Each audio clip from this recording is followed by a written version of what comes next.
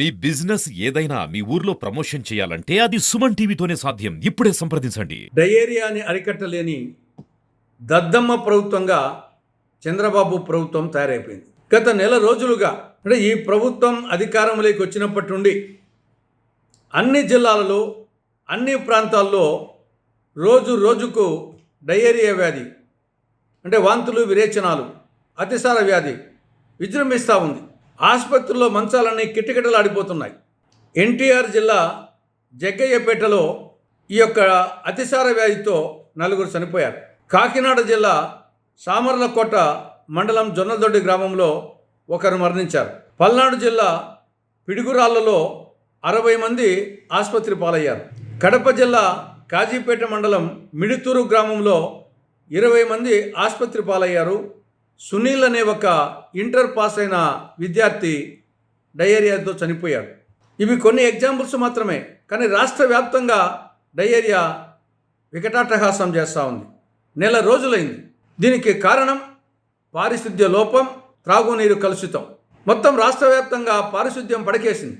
గ్రామ పంచాయతీకి నిధులు లేక పారిశుద్ధ్యం పడకేసింది. సంపద కేంద్రాలు దరిద్ర కేంద్రాలుగా తయారైనాయి. గ్రీన్ అంబాసిడర్స్ ఎక్కడా కనిపించడం లేదు. కానీ ప్రభుత్వం ఇప్పటికైనా యుద్ధ ప్రాతిపదిక మీద ఈ డయేరియా కేసులను, డయేరియా వ్యాధిని అరికట్టాలని, ఆసుపత్రుల్లో సెలైన్ బాటిల్స్కు కొరత లేకుండా చూడాలని, ఓఆర్ పాకెట్స్ కొరత లేకుండా చూడాలని కాంగ్రెస్ పార్టీ డిమాండ్ చేస్తూ ఉంది. ఇక రెండవ అంశం తల్లికి వందనం. దీని మీద చంద్రబాబు ప్రభుత్వం స్పష్టత ఇవ్వాల్సిన అవసరం ఉంది. గతంలో జగన్ ప్రభుత్వం అమ్మఒడి పథకం కింద తమ బిడ్డలను బడికి పంపే ప్రతి తల్లికి ఏడాదికి 15,000 రూపాయల ఆర్థిక సహాయం అని ముందు చెప్పి తర్వాత దాన్ని 13,000కు తగ్గించడం జరిగింది ప్రతి తల్లికి జగన్ ప్రభుత్వం. కానీ టీడీపీ తన ఎన్నికల మేనిఫెస్టోలో పేరు మార్చింది.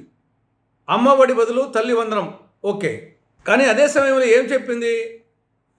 స్కూలుకు వెళ్ళే ప్రతి విద్యార్థికి ఏడాదికి 15,000 రూపాయలు. స్కూలుకు వెళ్ళే ప్రతి విద్యార్థికి ఏడాదికి 15,000 రూపాయలు ఇస్తాము ఆర్థిక సహాయం చెప్పడం జరిగింది ప్రతి విద్యార్థికి. కానీ జూలై 9వ తారీఖున జీవో 29 జారీ చేసింది రాష్ట్ర ప్రభుత్వం. ఈ జీవో ప్రకారంగా ప్రతి విద్యార్థి బదులు ప్రతి తల్లికి అని ఉంది. ఇలా మేనిఫెస్టో ప్రకారం అయితే ఒక తల్లికి ఒక బిడ్డ ఉంటే బడికి పంపితే 15,000 రూపాయలు, 2 ఉంటే బడికి పంపితే 30,000, 3 ఉంటే బడికి పంపితే 45,000 ఇవ్వాలి. కానీ జీవోలో ఏముంది? 29 జీవోలో ప్రతి తల్లికి అంటే ఒకరిని పంపినా, 2 పంపినా, 3 పంపినా 15,000 రూపాయలని జీవో ఉంది. దీని మీద స్పష్టత ఇవ్వాల్సిన అవసరం ఉంది. లేకుండా పోతే ఏ విధంగా జగన్మోహన్ రెడ్డి మాట తప్పాడు, మడమ తిప్పాడని చెప్పేసి ప్రజలు బుద్ధి చెప్పారో అదేవిధంగా ఈ ప్రభుత్వాన్ని కూడా మాట తప్పిన ప్రభుత్వంగా ప్రజలు కన్సిడర్ చేస్తారు. తస్మాత్ జాగ్రత్త అని టీడీపీ కూటమి ప్రభుత్వాన్ని కాంగ్రెస్ పార్టీ హెచ్చరిస్తూ ఉంది.